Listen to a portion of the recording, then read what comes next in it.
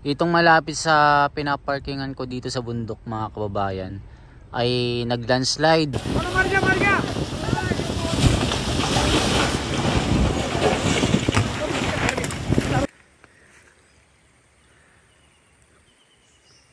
Medyo malalaki yung kuha mo. Yung kuha ko nakaraan maliliit lang eh.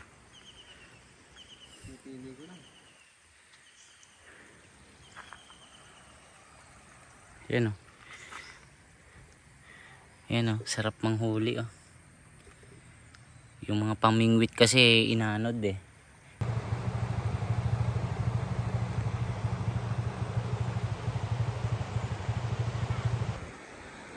Good morning mga kababayan. Ito tayo sa may Bitbit River kung saan binayo rin pala ni Karina ito. Kita nyo naman yung mga cottage dito ay nawala na. Inagos po ng baha.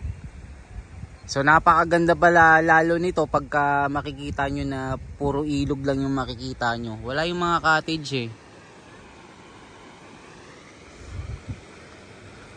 Laging maraming tao dito mga kababayan.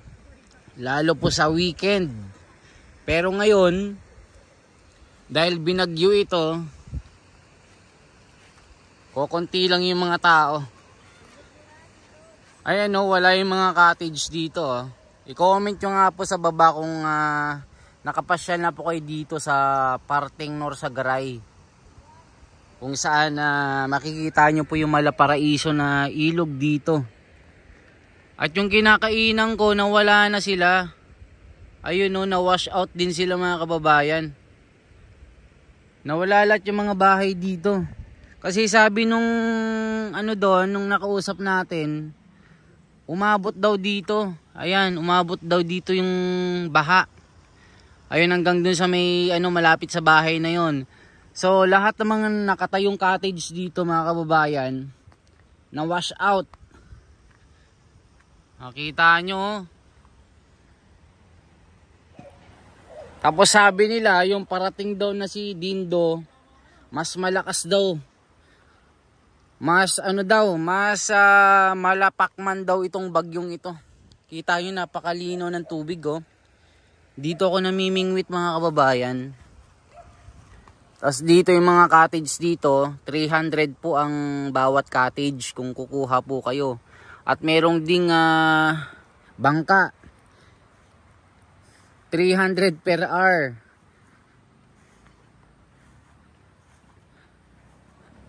Ayan oh, ang ganda ng ilog no mga kababayan. Talagang natural talaga. At meron doon, may cliff doon. Ayan oh, napakataas dyan mga kababayan. Bawal tumalon. Marami nang namamatay dyan na mga pasaway. Lalo yung mga lasing. Tapos pag umiinom sila, gusto nila nang may thrill yung buhay nila, tumatalon dyan. So instead na magsaya sila, malagim yung sinapit nila kasi nga tumalon sila eh, lasing. Syempre pag lasing hindi marunong lumangoy yan. Akala niya mababaw yung ilog. Yung kinakainan natin wala na.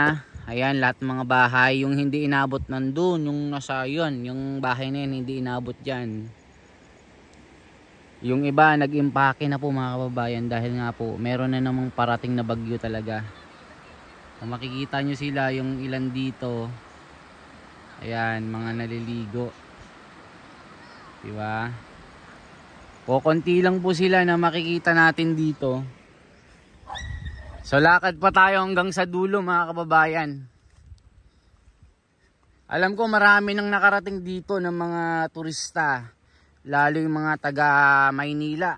Ito yung laging puntahan nila dito sa bayan ng Bulacan. Ito yung laging nila, tinatawag na summer capital. Kasi pag sa kotse naman 100 ang parking space dito. Pag bisikleta, alam ko 20. Yan o, lumalim na yung ilog mga kababayan o. Lumalim siya. Dito ako namimingwit mga kababayan. Walang mga tao. Pero in fairness napansin ko lang, pag walang mga cottage, lalong maganda pala ito. Lalong gumaganda pala pag walang mga cottage.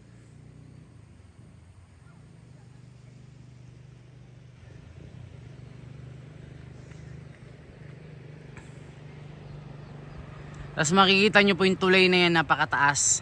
Meron ding mga namatay dyan, mga lasing din, tumalon. Mula sa taas hanggang sa baba. Akala nila sobrang lalim yun. Hindi sila umabot ng buhay. Nung pagbagsak tumama sa bato. Yan, napakaganda ng ilog mga kababayan, dahil yung paligid nito ay naglulunti ang mga kahoy. Dito kasi ito yung tinatawag na protected area. Bawal po na pinuputulan ng mga kahoy dito. Dahil bantay sarado po ito. Dahil ang lugar na ito, nandito yung Angat Dam, Ipo Dam. Dalawa yung dam dito. Kaya nung nagpakawala itong Ipo Dam at Angat Dam, tumaas po yung tubig. Kaya makikita nyo, nawala yung mga cottage na wash out dito. Di ko lang alam kung kusa nilang winasak o winasak po ng baha. Ganda view dito mga kababayan. Tapos yung hinihiraman natin ng ng pamingwit, natangay din yung mga pamingwit natin. Tapos yung dinadaanan natin dun mga kababayan, yung pinaparkingan natin, nag-landslide dun sa bungad. So hindi ko na nilagay yung sasakyan ko, pinasok ko na dito sa loob. Ang laki ng bato mga kababayan.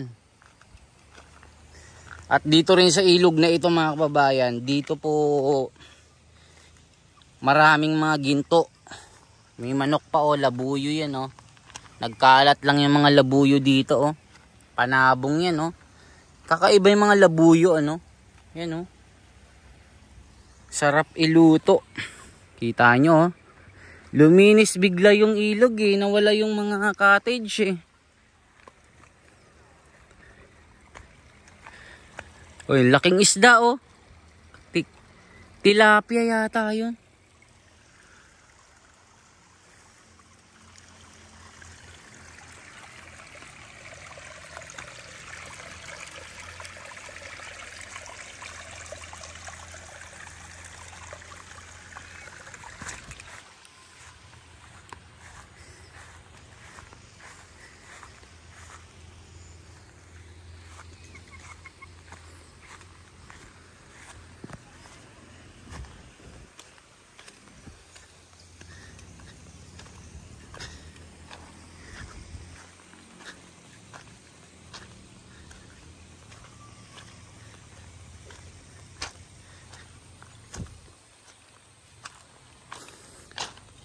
Ang daming mga mga butterflies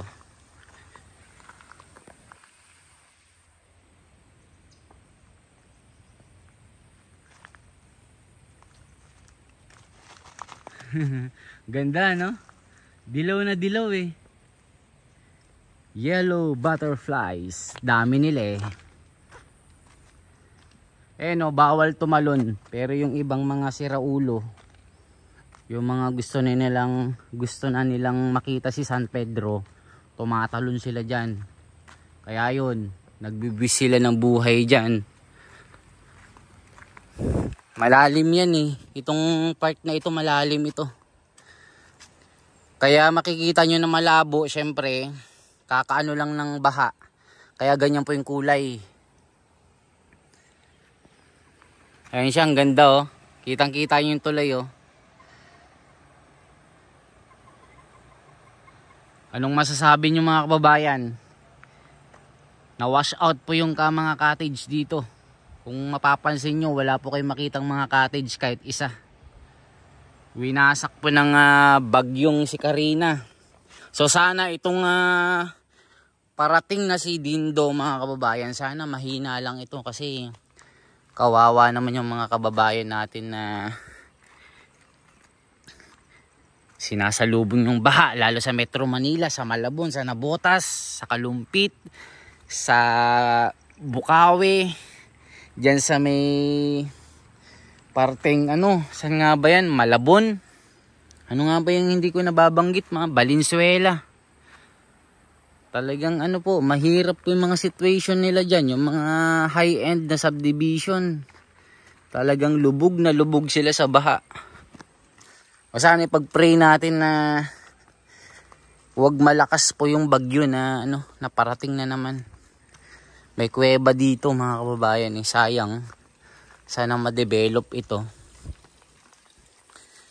Pag ako dito mga kababayan, yung ito, i-develop ko yung kuweba.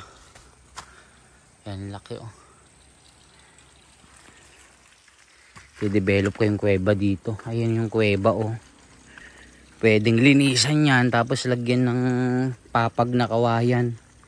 Ito kuweba. Ito na-discover natin yung kuweba dito. Ayan, may kuweba dito oh. Dito madalas yung mga bikers at yung mga nagkakamping. Dito sila gumagawa ng tent nila dito. Kung ako ito, gagawin ko ito ng kawayan. Ayan oh. Kaso hindi sila hindi nila na-develop to eh. Kaya ayan po yung ating yun oh, kuweba oh. Kung ito, gagawin ko ng to. Gagawin ko ito ng kawayan na silungan. Nga lang, nakakatakot nga lang, baka yun din yung dahilan nila kaya hindi nila ginagawa ng ganun. Pero yung mga adventure mga kababayan na kagaya ko, ganun yung gagawin natin. Grabe oh. Kami namimingwit to. Check natin kung marami na siyang nakuha.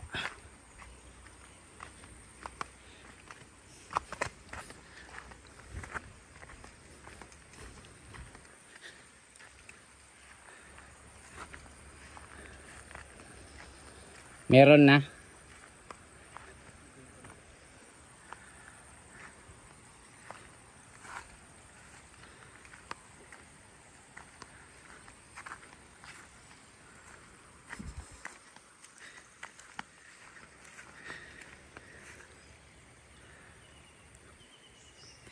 Medyo malalaki yung kuha mo. Yung kuha ko nakaraan maliliit lang eh.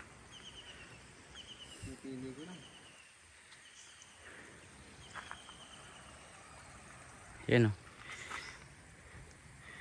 Yan oh, sarap manghuli oh. Yung mga pamingwit kasi inanod eh. Yung mga inihiram ko doon, inanod. Ano yung dala mo yan? Dala mo yan? Yung pamingwit mo? Dito yung bahay nyo? Ah, okay. Buti hindi ka inabot ng baha. Inabot ng nandun sa bato. Sa bato? Yung bato nila. Ah, okay. Yung bahay nila ito pala. Swerte nyo, ano? Yung ibang cottage, na-wash out, oh. Na-wash out lahat. Nagpakawala yung dam, no? Nagpakawala yung dam pala.